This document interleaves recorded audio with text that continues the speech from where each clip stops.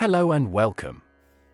Before we get into today's message, I'd love for you to like, share, and subscribe to the channel, and please watch this video all the way to the end. By doing that, you're not just supporting the content, you're encouraging me to keep going and continue sharing what God places on my heart. Let's spread hope, faith, and love together. God bless you as you watch. His hand shook as he held the microphone. The crowd stared, waiting for him to speak. But the words wouldn't come. His throat tightened, his face burned with shame. I can't do this, he thought. I'm not a leader. I'm just a failure.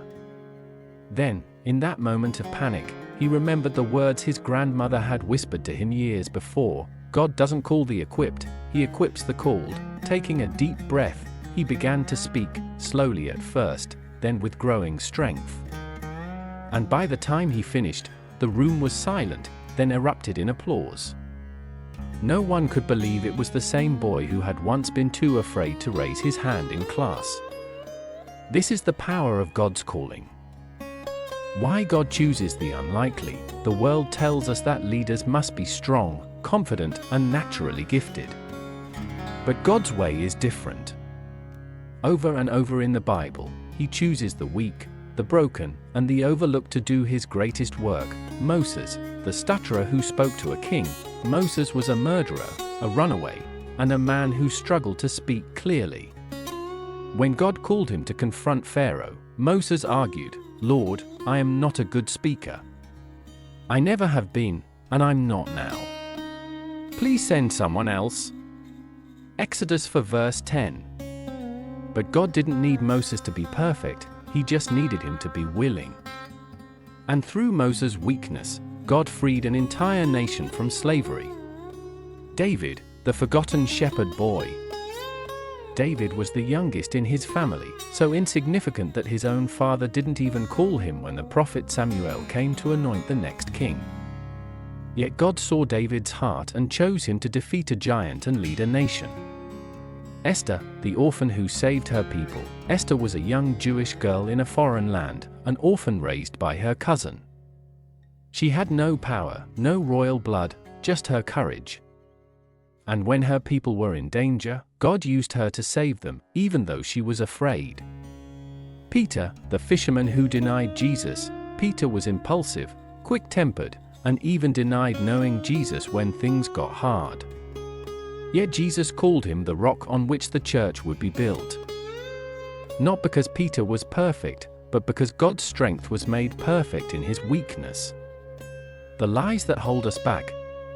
Many of us feel unqualified to lead because we believe lies like, "I'm not good enough. I don't have the right skills. I've made too many mistakes, someone else could do it better." But God doesn't call us because we are ready, he calls us because he is ready to work through us. How to answer God's call, even when you're afraid. Admit your weakness. God isn't waiting for you to be perfect. He's waiting for you to say, "I can't do this alone, I need you." Take the first small step. David didn't start by fighting Goliath, he started by faithfully tending sheep. Esther didn't start by saving her people, she started by obeying her cousin's advice. What's the one small thing God is asking you to do today? 3. Trust God's strength, not your own. The Apostle Paul wrote, "When I am weak, then I am strong." 2 Corinthians 12 verse 10.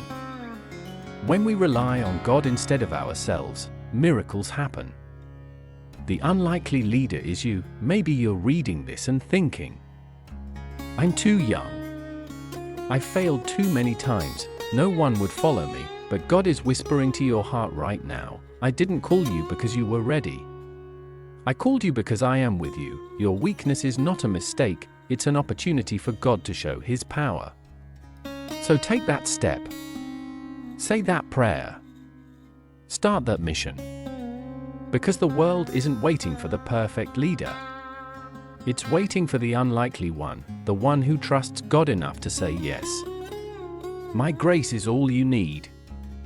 My power works best in weakness. 2 Corinthians 12 verse 9.